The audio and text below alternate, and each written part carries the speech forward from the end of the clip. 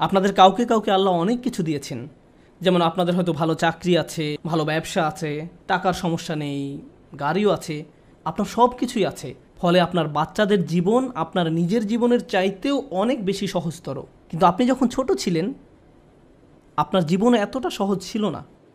আমার এখনও মনে আছে, ঈদের সময় আমরা বার্গার কিনতাম। আমরা একটা বার্গার কিনে পুরো পরিবার সবাই ভাগ করে খেতাম। এটাই ছিল আমাদের ঈদ। আমি আমার বোনের টুকরার দিকে তাকিয়ে থাকতাম, কারণ মাঝখানের টুকরাটা ছিল সবচেয়ে বড়। অনেক বাচ্চারা প্রথম টুকরাটা চায়, কিন্তু প্রথম টুকরাটিতে তো শুধুই রুটি। এখানে আসল কথা হলো So, আমাদের বাচ্চারা এসব জানে না। তারা এভাবে বলে, আমি আমারটাতে চিজ চাই, আমারটাতে মেয়োনিজ চাই। কেউ বলে আমারটাতে চিজ না, পেঁয়াজ চাই। আমার বাল্যকাল আর তাদের বাল্যকাল একরকম নয়। তারা কষ্ট দেখে না। যখন আপনার টিনেজ বাচ্চা বলে, আমি ঠিক শিওর না কোন কলেজটাতে ভর্তি হব, কোন গাড়িটা যে পছন্দ করি, আপনার হয়তো তখন মনে পড়ে, ভাই আমি পাবলিক বাসে ধাক্কাধাক্কি করে কলেজে যেতাম, সকালবেলা পত্রিকা বিতরণ করতাম, কাজে 3 মিনিট দেরিতে পৌঁছানোর জন্য চাকরি হারিয়েছিলাম, আমি কোনো মতে টিউশন ফি দিতাম, বাসায় নিয়মিত বাজারও থাকতো না। আর আমার বাচ্চারা এখন বলছে তারা শিওর না কোন গাড়িটা কিনবে। আপনার মন চাচ্ছে দেয়ালে নিজের মাথা ফাটাতে। কারণ আমাদের বাচ্চারা মনে করে তাদের তো এমনিতেই সব কিছু পাওয়ার কথা। তারা কৃতজ্ঞ হওয়ার মানে বোঝে না। এভাবে কারো পক্ষে কৃতজ্ঞ হওয়া সম্ভব নয়। আমাদের উচিত আমাদের বাচ্চাদের টাকার মূল্য শেখানো। তাদেরকে উন্নত জীবন দেওয়ার মানে এই নয় যে তাদেরকে ভালো মানের অ্যাপার্টমেন্ট দিবেন। আপনি হয়তো অতিরিক্ত দিয়ে তাদের ধ্বংস করে দিয়েছেন। আপনার বাসা যদি খেলনায় পরিপূর্ণ থাকে আর তারা শুধু আরও নতুন নতুন খেলনা চায়, 2 দিন আগে কিনে দিয়েছেন সেটা ময়লার বাক্সে, তাহলে এই সব শেখার মানে কি? এই তিলাওয়াতের অর্থ কি? আনিশকুর লিল্লাহ মানে বাবা হিসাবে আপনাকে কৃতজ্ঞতার জীবনযাপন করতে হবে, এবং আপনি আপনার সন্তানকে কাজের গুরুত্ব বোঝাবেন, রিজিকের গুরুত্ব বোঝাবেন, তাদের যা আছে তার গুরুত্ব বোঝাবেন। তারা যেন যা নেই তা নিয়ে অসন্তুষ্ট হয়ে না থাকে। ঈদের সময় বাচ্চারা ধনী হয়ে যায়। এই সময়টা ছিল আমাদের বাচ্চাদের কৃতজ্ঞতা শেখানোর একটা সুযোগ। কারণ রমজানের আয়াতের শেষে আল্লাহ কি বলেছেন? যেন তোমরা কৃতজ্ঞ হতে পারো। তুমি কত পেয়েছো? তারা একজন আরেকজনকে এভাবে জিজ্ঞেস করে, 2000 টাকা, আমি পেয়েছি মাত্র 1500 টাকা। আমরা দেয়ার পজিশনে নেই, আমরা শুধু নেয়ার মধ্যে আছি। আমরা আমাদের ছেলে মেয়েদের রাক্ষসে পরিণত করে ফেলেছি। তাদেরকে শুধু ভোগ করা শেখাচ্ছি, আর তাদের চাওয়ারও কোনো অন্ত নেই। আর যখন তাদের কোনো দাবি পূরণ করার অবস্থা না থাকে, আমি এমন অনেক পিতামাতার সম্মুখীন হয়েছি যাদের বাচ্চারা তাদের নিকট এভাবে দাবি জানায়, অবশ্যই আমাকে আইফোন কিনে দিতে হবে। পিতা বলে, না, পারবো না। বাচ্চা তখন বলে, তাহলে আমি আত্মহত্যা করব। তাদের তখন আমার কাছে আসতে হয়েছিল। নতুন আইফোন না পাওয়ার কারণে তারা এমন থ্রেট দিচ্ছিল, কিংবা বাসায় ওয়াইফাই নাই এজন্য এমন করছিল। এটা কৃতজ্ঞতার সম্পূর্ণ বিপরীত আচরণ। আর এমন আচরণ হলো আল্লাহর সাথে এক ধরনের শিরক। যখন কৃতজ্ঞতা হারিয়ে যায়, যা বাকি থাকে তা হলো শিরক। আপনি আত্মসমর্পণ করতে চান, যার কথা শুনতে চান, যাকে সন্তুষ্ট করতে চান, সে হলো নিজের ইচ্ছা আকাঙ্ক্ষা, নিজের ভোগ বিলাসিতা, নিজের কামনা বাসনা। বাচ্চারা এসব জানে না। তাদেরকে দেখিয়ে দিতে হবে, বোঝাতে হবে। আপনি তাদেরকে যা বানান তারা তাই হবে। আমরা তাদের প্রতি এমন অন্যায় আচরণ করতে পারি না। আপনার টাকা আছে বলেই যে তাদের সব দাবি পূরণ করতে হবে এমনটা নয়। অবশ্য বিপরীত অবস্থাও আছে। অনেক পিতামাতা তাদের বাচ্চাদের কিছুই কিনে দেয় না, তারপর তারা এই খুতবা ব্যবহার করে। না, এটা করবেন না। অবতাগি বাইনা যালিকা সাবিলা, মধ্যম পন্থা অবলম্বন করুন। আমি আরেকটা ব্যাপারে দৃষ্টি আকর্ষণ করতে চাই, কারণ বিষয়টা গুরুত্বের দাবি রাখে। আমাদের বাচ্চাদেরকে দায়িত্ববোধ শেখাতে হবে। তারা যখন টিনেজ বয়সে পৌঁছায়, তাদেরকে বাসার ছোটোখাটো কিছু কাজ করতে দিন, তাদেরকে বাসার কাজে কিছুটা অবদান রাখতে দিন। তারা যদি এর বিনিময়ে চায়, তাহলে বলুন, তুমিও এই বাসায় থাকো, এখানে ঘুমাও, তোমাকেও কিছুটা দায়িত্ব নিতে হবে। আপনার বাচ্চাদেরকে দায়িত্ববোধ শেখান, কোনো কিছুর বিনিময়ে না, টাকার বিনিময়ে নয়, অথবা মাস শেষে তাদেরকে নতুন গেম কিনে দিবেন বলেও নয়, কোনো কিছুর বিনিময়ে না।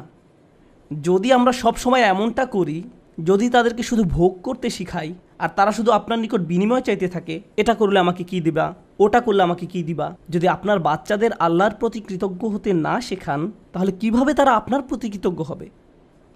এই দুইটা বিষয় কি সম্পর্কযুক্ত নয়? আল্লাহ বলছেন আনিশকুরলি ওয়া ওয়ালিদাই, আমার প্রতি ও তোমার পিতামাতার প্রতি কৃতজ্ঞ হও। এই দুইটা ব্যাপার সম্পর্কযুক্ত। আমরা যদি আমাদের সন্তানদের তাদের যা আছে তার জন্য আল্লাহর প্রতি কৃতজ্ঞ হতে না শেখাই, তাহলে আমি আপনাদের গ্যারান্টি দিয়ে বলছি তারা স্বাধীন হয়ে যাবে। যখনই তারা স্বনির্ভর হয়ে যাবে, তারা আলাদা হয়ে যাবে।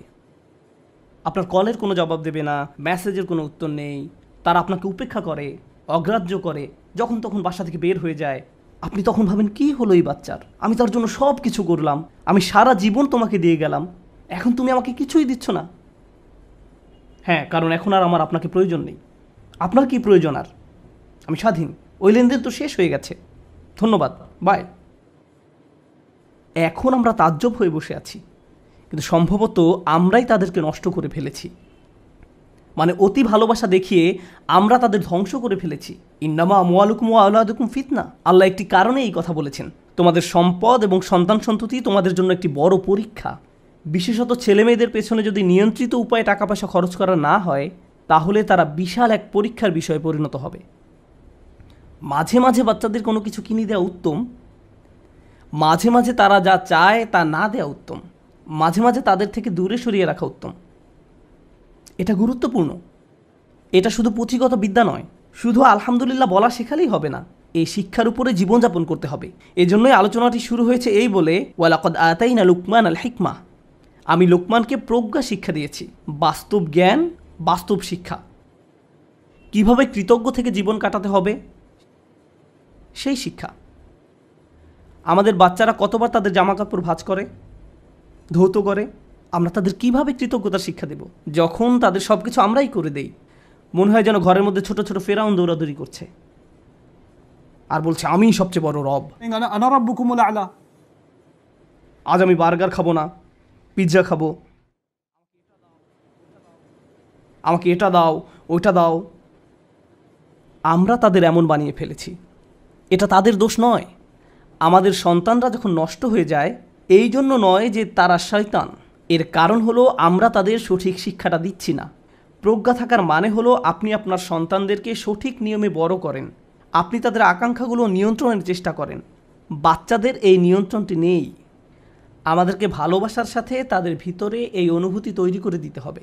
আয়াতটি শুরু হয়েছে ইয়া বুনাইয়া দিয়ে, আমার প্রিয় ছেলে, অর্থাৎ বাবা অত্যন্ত আদর মাখা কণ্ঠে তার বাচ্চার সাথে কথা বলছেন। আপনি এর উল্টাভাবে শুরু করতে পারেন না, এই বাসার সবাই শোনো, আমি মাত্র জুমা থেকে আসলাম, বাসার সব কিছু এখন অন্য নিয়মে চলবে। এভাবে না। ভালোবাসার সাথে সুন্দরভাবে করুন, তাদের সাথে কথা বলুন, তাদেরকে বুঝান যে তাদের আচরণ পরিবর্তন করতে হবে। আমাদের মাঝে না দেখলে তারা এটা শিখবে না। যদি আমি খাবার ফেলে দিই, ক্ষুধা লাগলে রেস্টুরেন্টে গিয়ে অপ্রয়োজনীয় অর্ডার করি, এরপর অল্প একটু খেয়ে বলি আমি আর পারবো না, আর সন্তানকে বলি খাবার শেষ করো, খাবার শেষ করো, তারা শিখবে না, তারা শিখবে না, তারা ফেলে দিবে। আপনার জীবনটা যদি অকৃতজ্ঞতায় পূর্ণ থাকে, তাহলে এটা অনেক বড় একটা সমস্যা। এজন্যই অবিশ্বাস এবং অকৃতজ্ঞতা প্রকাশে একই শব্দ ব্যবহার করা হয়েছে, একই শব্দ ব্যবহার করা হয়েছে। কুফর বিল্লাহ মানে হলো আল্লাহকে অবিশ্বাস করা, আর কুফরান বিন নিয়ামাহ মানে নিয়ামতকে অস্বীকার করা, অকৃতজ্ঞ হওয়া। একই শব্দ। আল্লাহর নিকট কাফের আসলে দুইটা জিনিস। ভাবতে পারেন, এমন ব্যক্তি যে আল্লাহকে অস্বীকার করে এবং যে আল্লাহর প্রতি অকৃতজ্ঞ। এই জন্য যে ব্যক্তি আল্লাহর প্রতি কৃতজ্ঞ থাকে, তার পক্ষে শিরক করা অসম্ভব। কারণ আপনি যদি আল্লাহর প্রতি সুধারণা পোষণ করেন, আপনি শিরক করতে পারবেন না। আমাদেরকে তার প্রতি অকৃতজ্ঞ হওয়ার শিরক থেকে রক্ষা করুন। আল্লাহ আজ্জা ওয়া জাল্লা আমাদেরকে কৃতজ্ঞ থেকে জীবন পার করার সামর্থ্য দান করুন এবং আমাদেরকে সেসব মানুষদের অন্তর্ভুক্ত করুন যারা তাদের সন্তানদেরকে কৃতজ্ঞ হওয়ার শিক্ষা দান করে।